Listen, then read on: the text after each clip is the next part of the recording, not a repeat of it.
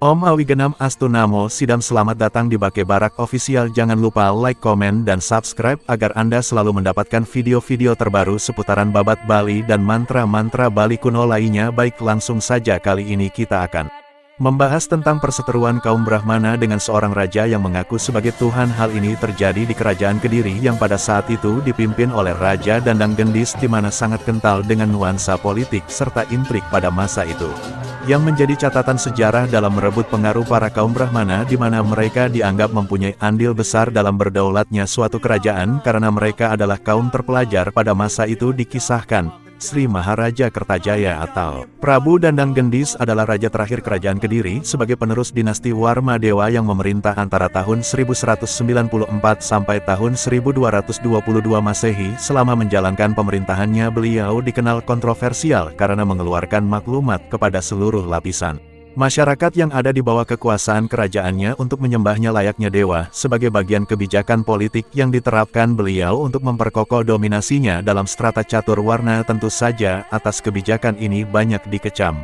oleh para kaum Brahmana yang menganggap keinginan raja melawan kodrat dewata, karena dalam Hindu Buddha Brahmanalah yang menduduki strata teratas. Dalam hal ini Brahmanalah batu sandungan atau penghalang nyata untuk menjalankan politik dominasinya. Sebagai penguasa tertinggi yang absolut, karena raja berdalih beliaulah yang menjalankan pemerintahan dan kesejahteraan rakyatnya ada di tangannya, tentu bukan Brahmana.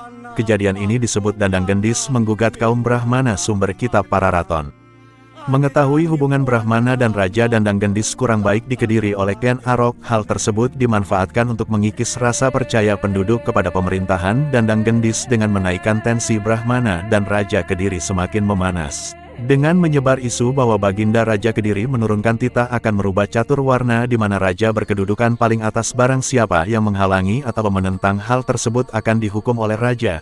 Berita itu pun menyebar sangat cepat sampai ke pelosok-pelosok kerajaan Kediri yang membuat pergunjingan di kalangan masyarakat dan kaum Brahmana sebagai topik hangat.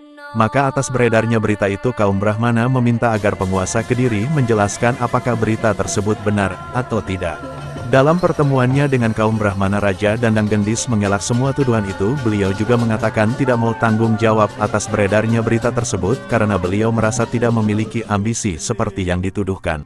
Dikutip dari sumber hitam putih Ken Arok dari Kejayaan hingga Keruntuhan, bahwa atas keterangan Raja Kediri tersebut membuat para kaum Brahmana merasa dipermainkan karena diketahui memang sebelumnya beliau menginginkan seluruh kelompok atau elemen masyarakat yang ada di kerajaan Kediri haruslah tunduk dan bersujud di kaki raja. Hal itu disampaikan langsung oleh Bagawanta kerajaan Kediri yang langsung disampaikan kepada kaum Brahmana yang berpengaruh di Kediri saat itu, dan Bagawanta kerajaan juga menyarankan agar tunduk dan patuh kepada raja, karena kalau tidak kaum Brahmana akan mendapatkan masalah hukuman berat menantinya. Namun apabila kaum Brahmana tetap pada pendiriannya, tidak mau mengikuti perintah raja, maka beliau sebagai sahabat menyuruh para Brahmana yang ada di luar kerajaan agar secepatnya meninggalkan kerajaan Kediri. Meskipun diancam akan mendapatkan hukuman berat, kaum Brahmana tetap menolak untuk menyembah Prabu Kertajaya atau Dandang Gendis dan lebih memilih untuk meninggalkan Kediri dan pergi ke Tumapel untuk mendukung Ken Arok yang saat itu memerintah Tumapel.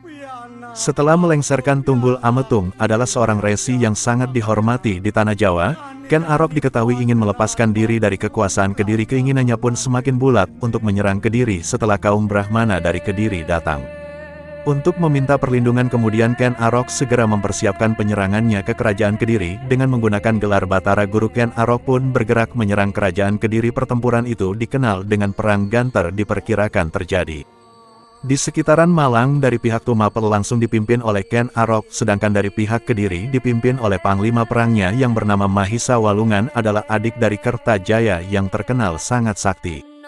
Dalam pertempuran tersebut, pasukan Ken Arok mulai terdesak karena jumlah pasukan Kediri lebih besar dan terlatih. Melihat hal tersebut, Ken Arok berinisiatif langsung menyerang Mahisa Walungan dan terjadi pertarungan yang sangat sengit.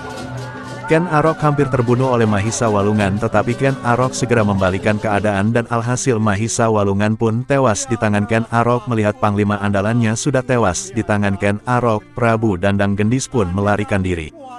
Dalam kitab Negara Kertagama menyebutkan Kertajaya melarikan diri dan bersembunyi di Dewalaya atau tempat para dewa. Sementara menurut kitab Pararaton menyebutkan bahwa Prabu Kertajaya lenyap ke alam kedewaan dan tidak meninggalkan bekas atau moksa.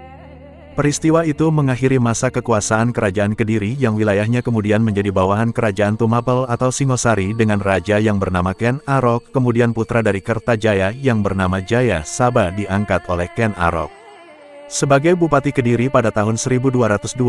Demikian cerita Raja Jawa yang mengaku sebagai titisan Dewa Siwa dan hanya Dewa Siwa yang bisa membunuhnya. Rahayu, Rahayu, Rahayu.